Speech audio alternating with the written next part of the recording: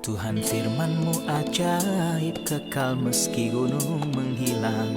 Tiada huruf yang gagal, tak terpatahkan siasat.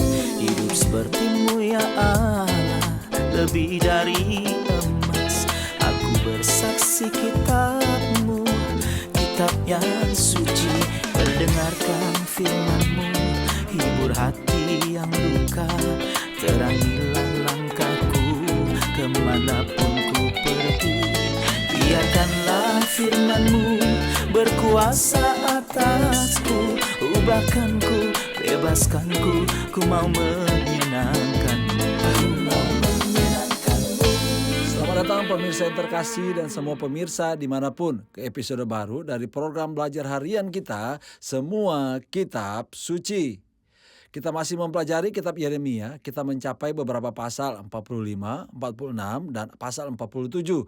Saya ingin mengingatkan Anda tentang hal itu di episode terakhir. Kita berbicara tentang penghakiman Tuhan pada Mesir dan pada umatnya Israel yang datang ke Mesir karena pelarian mereka ke Mesir menunjukkan kurangnya perlindungan Tuhan terhadap mereka dari Raja Babel. Itu sebabnya Tuhan lebih dari sekali telah melarang umatnya pergi ke Mesir, padahal Dia telah memerintahkan mereka untuk pergi menjadi tawanan dalam pelaksanakan penghakimannya atas bangsa ini karena kejahatan mereka. Izinkan saya di awal episode menyambut tamu saya, hamba Tuhan yang saya hormati di studio, Saudara Yosef Riyad. Selamat datang Saudara Yosef. Terima kasih Saudara Riyad. Kami juga menyambut para hadirin yang bersama kami. Selamat datang semuanya. Pemirsa yang terhormat, kami akan mulai pelajaran hari ini beberapa saat lagi. Tetaplah bersama kami.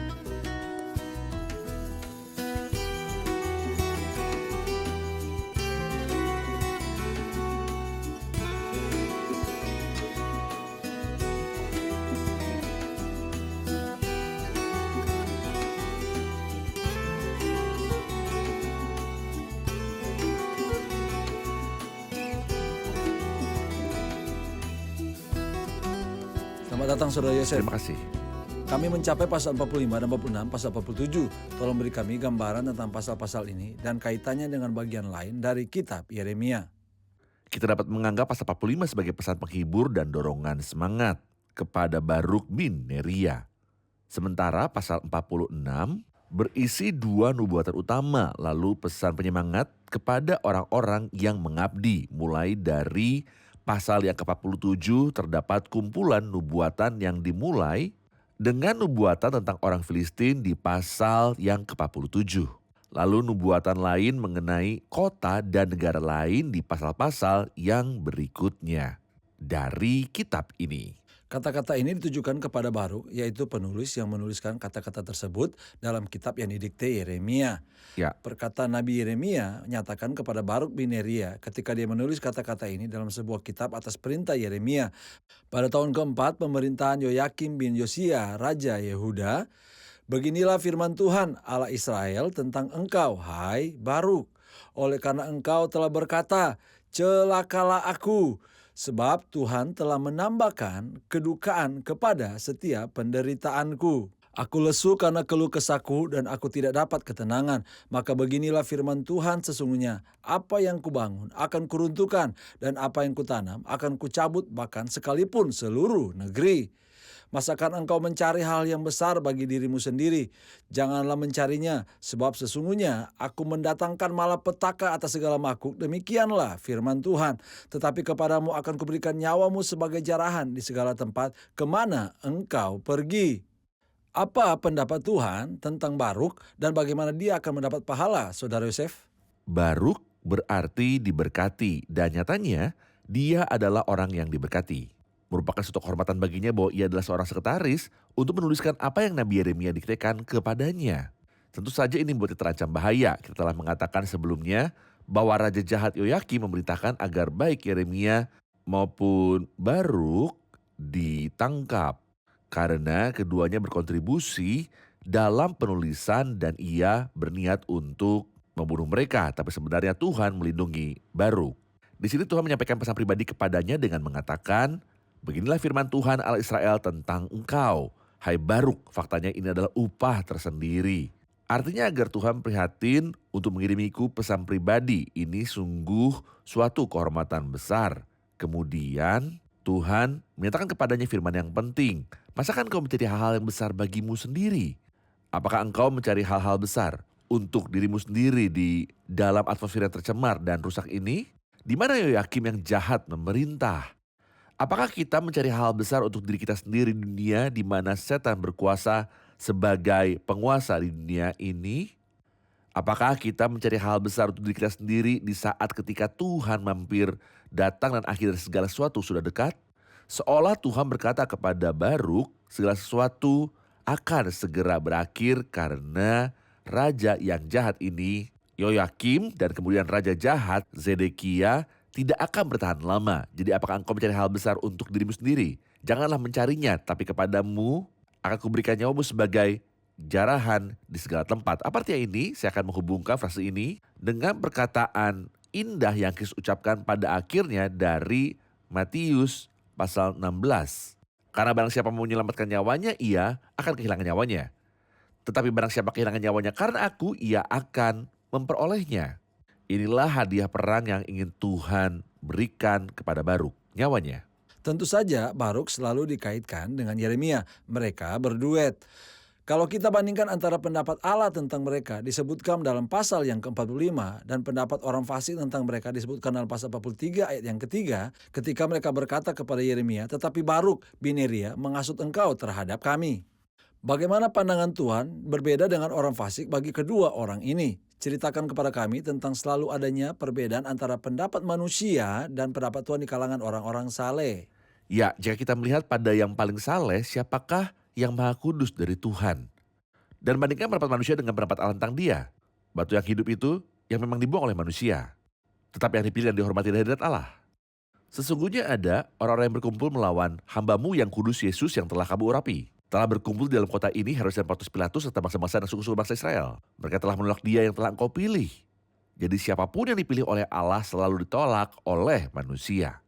Ini berlaku bagi semua umat Allah, tetapi lebih lagi berlaku bagi pendirian iman dan penyempurnaannya, Tuhan Yesus Kristus. Jadi kita harus peduli dengan apa yang Allah pikirkan tentang kita, Benar. bukan apa yang orang pikirkan tentang kita. Benar. Benar.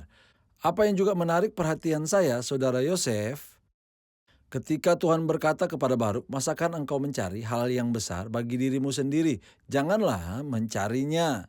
Jangan mencari hal besar atau posisi-posisi besar di bumi yang akan segera hancur. Ceritakan kepada saya tentang orang-orang percaya yang sibuk membuat nama besar bagi diri mereka sendiri dan posisi yang bagus di bumi yang akan terbakar. Ya, Rasul Yakobus berkata dalam suratnya di pasal 5, kamu telah mengumpulkan harta pada hari-hari yang sedang berakhir. Dan saya bertanya-tanya apa manfaatnya kekayaan yang sangat besar yang telah dikumpulkan orang dengan benar ataupun tidak benar. Apa manfaatnya uang bagi orang-orang jahat ketika Nebukadnezar datang dan mengepung Yerusalem dan membakarnya? Zefanya 1 ayat 18 mengatakan mereka tidak dapat diselamatkan oleh perak atau emas mereka pada hari kegemasan Tuhan. Ada hari-hari akan datang yang lebih sulit daripada masa lalu. Dan apa manfaatnya bagi seorang dari kekayaan dunia ketika murka Allah datang? Dan raja-raja di bumi dan pembesar-pembesar, serta perwira-perwira dan orang-orang kaya, serta orang-orang berkuasa dan semua budak, serta orang merdeka, berkata kepada gunung-gunung dan kepada batu-batu karang itu, runtuhlah menimpa kami dan sembunyikanlah kami terhadap dia yang duduk di atas tahta dan terhadap murka anak domba itu. Sebab sudah tiba hari besar murka mereka dan siapakah yang dapat bertahan? Ini adalah hari-hari Satu-satunya hal yang terakhir. seharusnya kita sebagai orang-orang kudus cari bukanlah mengumpulkan harta di bumi, tetapi mengumpulkan harta di surga. Ya. Giatlah selalu dalam pekerjaan Tuhan, sebab Benar. kamu tahu bahwa dalam persekutuan dengan Tuhan, jeripayamu tidak akan sia-sia. Kita tidak seharusnya mengumpulkan harta di bumi, tapi sebaliknya memberitakan di bumi. Benar, kita harus memberitakan di bumi untuk Ya. mengumpulkan harta di Benar. surga. Saudara Yosef pasal 46 dimulai dengan kata-kata ini. Firman Tuhan yang datang kepada Nabi Yeremia tentang bangsa-bangsa mengenai Mesir terhadap tentara Firaun Neko Raja Mesir. Dia berbicara tentang bangsa-bangsa pada umumnya dan Mesir pada khususnya. Apa yang menjadi tema pembicaraan dari hal ini? Mulai dari pasal 46 kita akan menemukan bagian nubuatan dari kitab ini. Di sini dia berbicara tentang Mesir, di pasal 47 tentang orang Filistin, kemudian di pasal 48 tentang Moab, dan seterusnya. Ini mengingatkan kita di pasal pertama ketika Tuhan berkata kepada Yeremia, aku telah menetapkan engkau menjadi nabi Menjadi bagi nabi. bangsa-bangsa. Benar. Di sini dia mulai dengan Mesir, karena inilah yang dibicarakan dalam kitab ini. Sebenarnya hal itu belum terjadi karena kata-kata ini disebutkan pada tahun keempat dari pemerintahan Raja Yoyakim. Namun Yeremia telah dibawa ke Mesir. Di sini dia memperingatkan mereka tentang Mesir dan penyembahan berhala. Tetapi mereka tetap bersikeras pada Mesir dan berhala-berhala Mesir. Di sini dia menyebutkan pemikiran Allah terhadap Mesir. Dia menggambarkan sebuah gambaran umum yang menyeluruh yang tidak hanya terbatas pada zamannya. Pasal ini terdiri dari 3 bagian. Dari ayat yang ketiga hingga ayat 12 berbicara mengenai kekalahan Mesir di utara dalam pertempuran di Karkemis. Setelah itu Mesir tidak bangkit kembali. Ya, Mesir dikalahkan dalam pertempuran di Karkemis dari ayat 13 hingga ayat yang ke-26. Nebukadnezar pergi dan menduduki Mesir dan menghancurkan negeri Mesir seperti yang dinubuatkan dan tercatat di dalam sejarah. setelah kejatuhan Babel, setelah Ini kejatuhan setelah Yerusalem. kejatuhan Yerusalem. Jadi apa Eh, yang terjadi sebelum kejatuhan dan tepat. setelah kejatuhan Yerusalem. Dua nubuat itu terkait dengan 2 era yang berbeda dengan Benar. jarak waktu bertahun-tahun. Kemudian di akhir pasal dia bicara dengan pesan penghiburan untuk umat yang ditawan ini. Jadi ada 2 penghakiman sejarah atas Mesir dalam pasal ini, bisa dikatakan Ya. begitu. Penghakiman pertama atas Mesir adalah kekalahan di Karkemis di utara sebelum kejatuhan Yerusalem. Tepat. Dalam ayat yang ketiga hingga ayatnya yang ke-12. Ya. Kemudian ayat-ayat berikutnya berbicara tentang kejatuhan Mesir oleh Nebukadnezar setelah sisa-sisa orang yang di Yerusalem melarikan diri untuk berlindung ke Mesir. Ya. Apakah ini Dengan sudah benar? perbedaan ini bahwa pertempuran di Karkemis adalah perang melawan Asyur. Ya, Dan inilah yang dijelaskan dalam ayat 12. Sebab pahlawan yang satu tersandung kepada pahlawan yang lain. Keduanya rebah bersama-sama. Bersama. Artinya baik Mesir maupun Asyur telah jatuh. Mereka saling melemahkan sehingga kekaisaran Babilonia muncul sebagai kekuatan yang dominan. Artinya Allah menginginkan kekaisaran Babilonia menonjol. Sehingga dia membiarkan Mesir dan Asyur berperang dan saling menghancurkan agar hal ini terjadi. Allah Dia mengendalikan mengendalikan segalanya dan segalanya. bekerja dan segala sesuatu sesuai dengan rencana kehendaknya. ya, sebagai pahlawan yang satu tersandung kepada pahlawan yang lain. Keduanya rebah bersama, sama. Benar. Kita menyaksikan laporan dan kembali untuk menerima pertanyaan dari hadirin.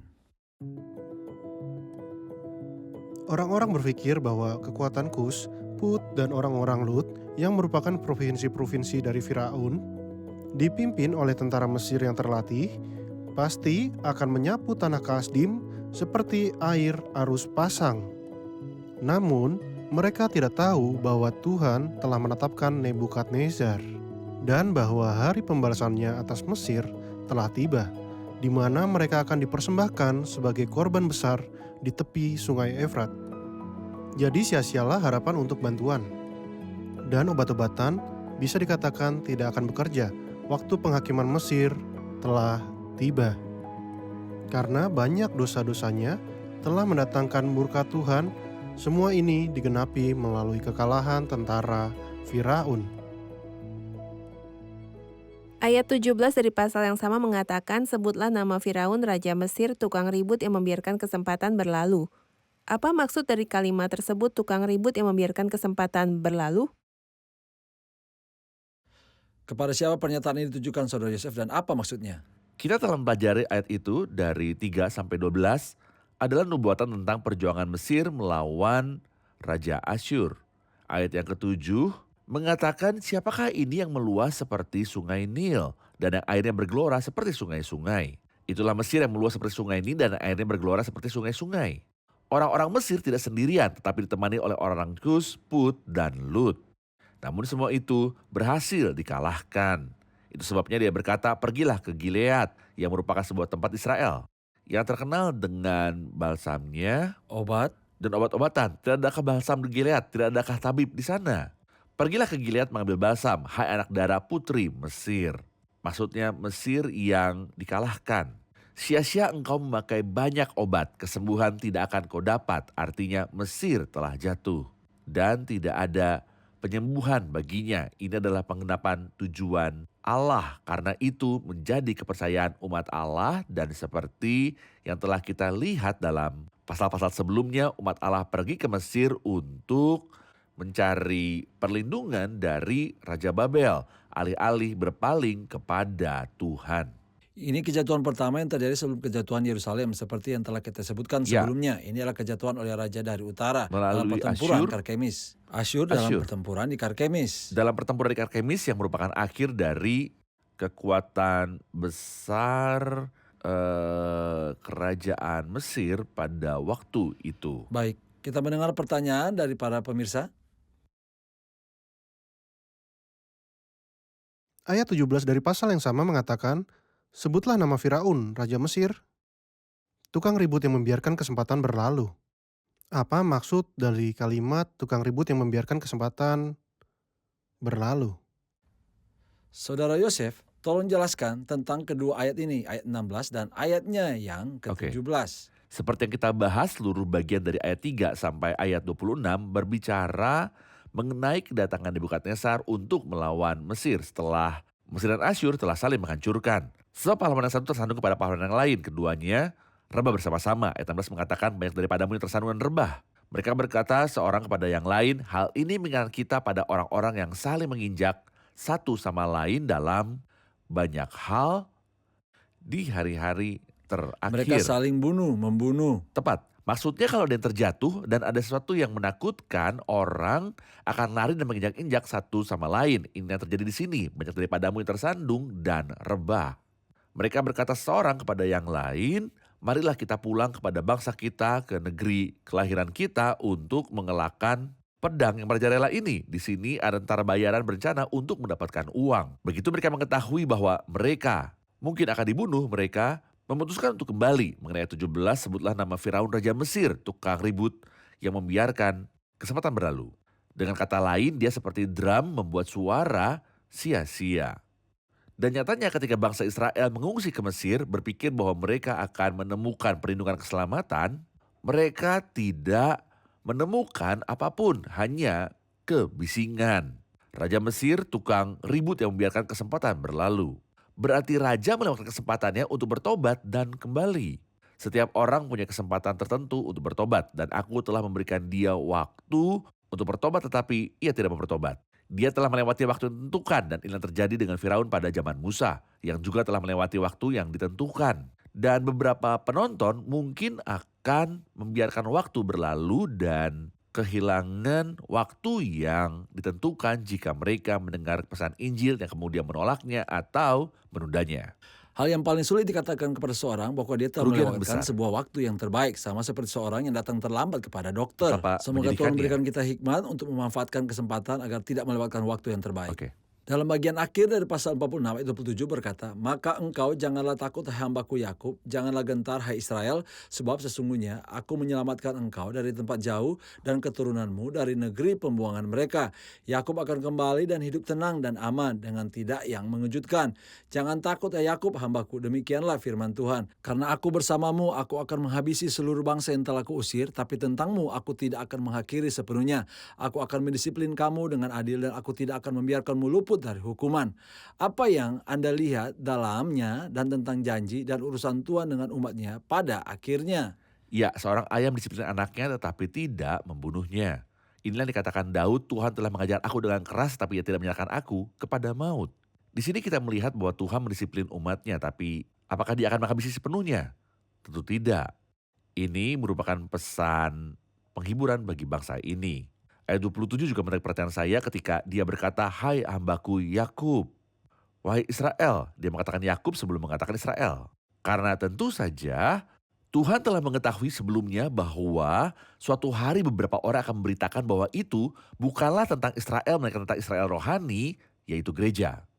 Namun tidak pernah disebutkan dalam Alkitab bahwa Yakub merujuk kepada gereja. Di sini yang menyebut Yakub dan Israel merujuk kepada bangsa ini. Adakah Allah mungkin telah menolak umatnya? Sekali-kali tidak. Tetapi sebagian dari Israel telah menjadi tegar, tidak sepenuhnya. Sampai jumlah yang penuh dari bangsa-bangsa lain telah masuk. Dengan jalan demikian, seluruh Israel akan diselamatkan. Jadi ini adalah pesan penghiburan yang akan dipenuhi pada hari-hari terakhir. Setelah kesesaran besar ketika Kristus akan memerintah atas umatnya dan atas seluruh bumi. Amin. Mari kita beralih ke pasal 47 yang mencakup nubuat tentang orang Filistin. Ada nubuat tentang Mesir di pasal 46 dan ada nubuat tentang orang Filistin di pasalnya yang ke-47. Apakah yang menjadi isi nubuat ini? Ada hukuman atas bangsa ini yang dahulu tinggal di sisi barat.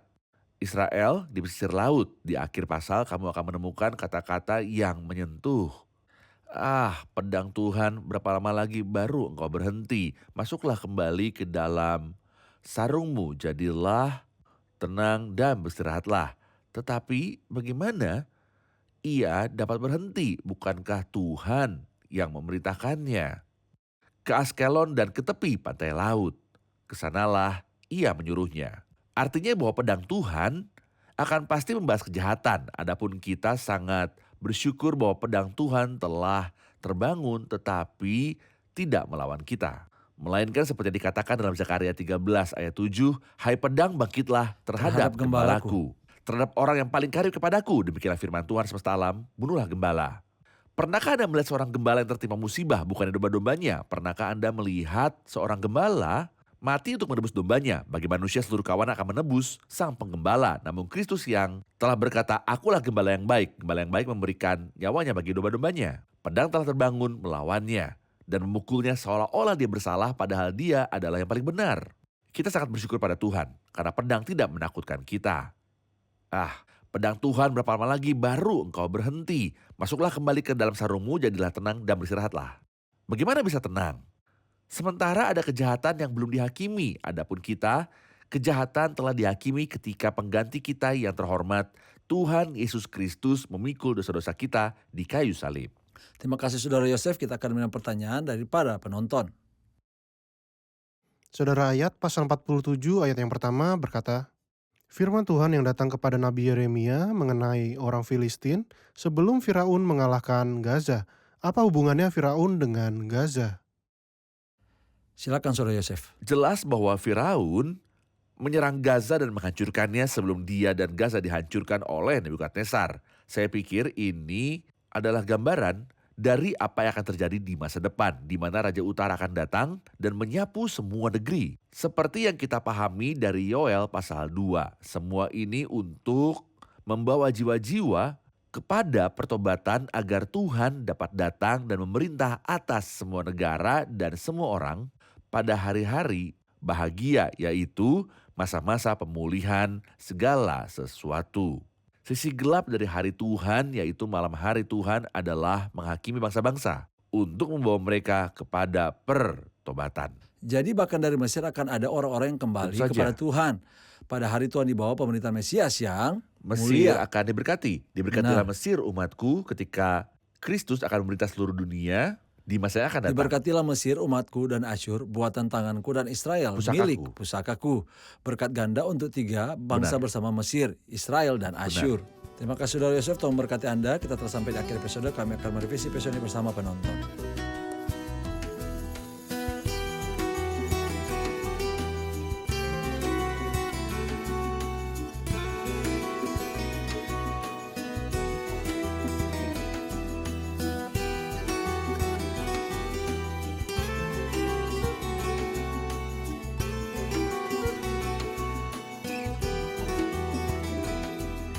Selamat datang semuanya. Di pasal 45 terdapat kata-kata dorongan dari Tuhan kepada Baruk anak Neria. Bisakah seseorang memberikan ide tentang Baruk dan apa yang Tuhan katakan kepadanya untuk mendorongnya?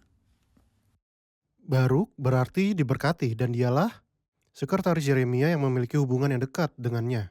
Tuhan menghormatinya karena dia menghormati Tuhan dan meminta agar dia tidak mencari hal-hal besar bagi dirinya sendiri dari dunia ini yang sudah dinyatakan untuk kehancuran. Oke, terima kasih. Apa pendapat Saudara Yosef? Benar.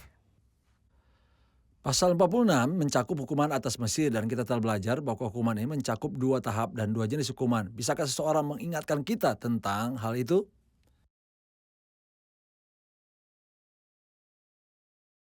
Hukuman pertama adalah sebelum jatuhnya Yerusalem dan terjadi di utara dalam pertempuran Karkemis Benar. yang melawan Asyur, sementara yang kedua adalah setelah jatuhnya Yerusalem ketika Nebukadnezar menduduki Mesir. Benar. Bagaimana Benar. Saudara Yosef? Dalam pasalnya yang ke-47 membahas hukuman atas orang Filistin. Apa isi nubuat ini? Pedang Tuhan pasti akan terbangun melawan orang-orang jahat untuk membalas dendam kepada mereka. Tapi yang menghibur kita adalah bahwa pedang Tuhan yang terbangun melawan Kristus tidak lagi menakutkan kita karena kita tidak lagi berada di bawah hukuman. Terima kasih. Apa pendapat Saudara Yosef? Benar. Terima kasih, Tuhan memberkati saudara. Terima kasih Saudara Yosef. Tuhan Tuhan memberkati memberkati saudara. Siapapun yang mencari perlindungan dari selain Tuhan tidak akan menemukan apapun selain kekosongan. Alkitab mengatakan tentang Firaun dari Mesir, tukang ribut yang membiarkan kesempatan berlalu. Dia telah melewati waktu yang ditentukan dan melewatkan kesempatan. Dia telah melewati waktu yang ditentukan dan kehilangan kesempatan. Siapapun yang berpikir bahwa dia bisa mengabaikan Tuhan telah melewati waktu yang ditentukan dan kehilangan kesempatan. Tolong jangan lewatkan kesempatanmu. Tolong jangan mencari perlindungan dari murka Tuhan di luar penebusan Kristus. Terimalah Kristus dan berlindunglah dalam karyanya di kayu salib untuk mendengar kata-kata indah ini. Apabila aku melihat darah itu, maka aku akan lewat daripada kamu dan dosamu sudah diampuni. Sampai jumpa di episode mendatang. Semoga Tuhan menyertai setiap kita.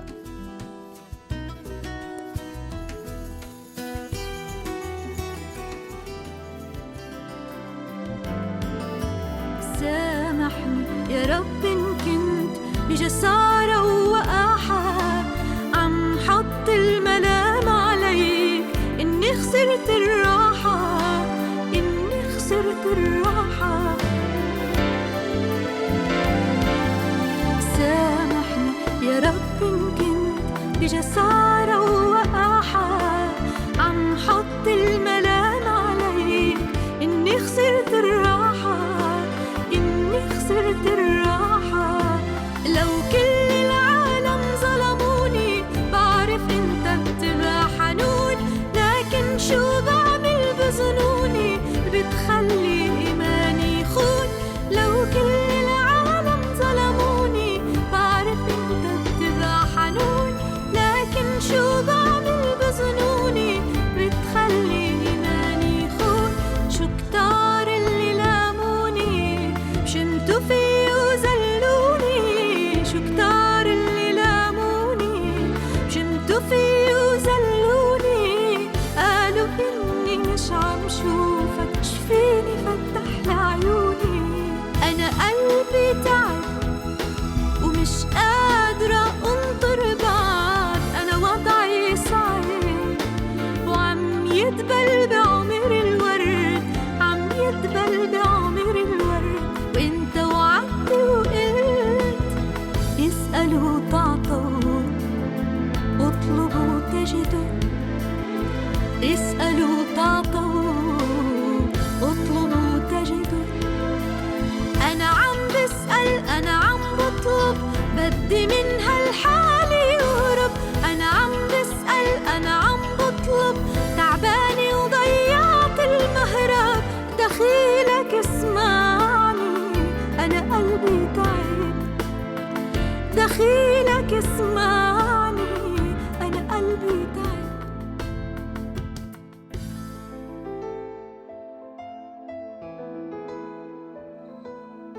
Tuhan firman-Mu ajaib, kekal meski gunung menghilang. Tiada huruf yang gagal, tak terpatahkan siasat. Hidup seperti-Mu ya Allah, lebih dari emas. Aku bersaksi kitab-Mu, kitab yang suci. Mendengarkan firman-Mu, hibur hati yang luka. Terangilah langkahku kemanapun ku pergi. Biarkanlah firman-Mu berkuasa atasku. Ubahkanku, bebaskanku, ku mau menyenangkan-Mu.